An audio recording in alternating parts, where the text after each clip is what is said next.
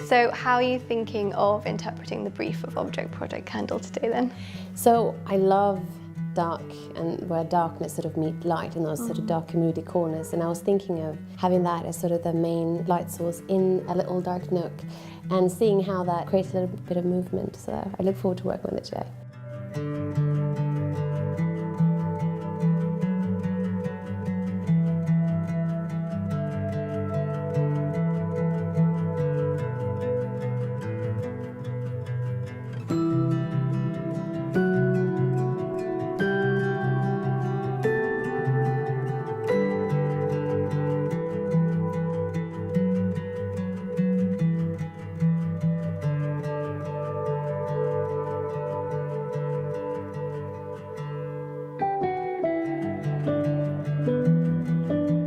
So how did you get into Instagram and photography then? I moved to England after coming home from university, trying to figure out what was my home now, and I found my home in England in a little cottage in the countryside, and that's when I started telling the story on Instagram. Where do you tend to get your influences and inspiration from?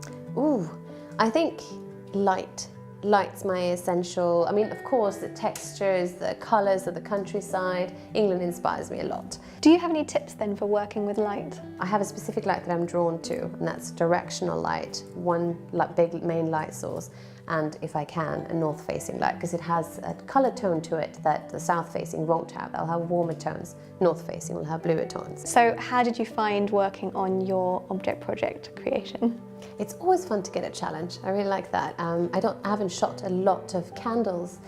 It's something I'm surrounded by every day. We live in a dark cottage, so it was really fun to try to incorporate it into the shot and still work with my type of shadow and light. So for anyone who chooses to take on the challenge, do you have any advice? Go to what you're comfortable with and then add on something that brings it a little bit out of the box. And with candles is really fun again because they are moving, and you can either look at the flame, you can blow it out, you can play with the smoke. So given that you're judging the project, what will you be looking for in a winner then?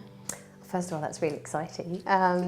Second, I think something that creates an atmosphere. I think for me, an image, you need to feel something. And I also think specifically, you know, when we're given a challenge and there's an object, that, for example, this candle, the absence of the flame can be just as interesting as the flame itself. And I think to create something and think outside of the box can be quite powerful.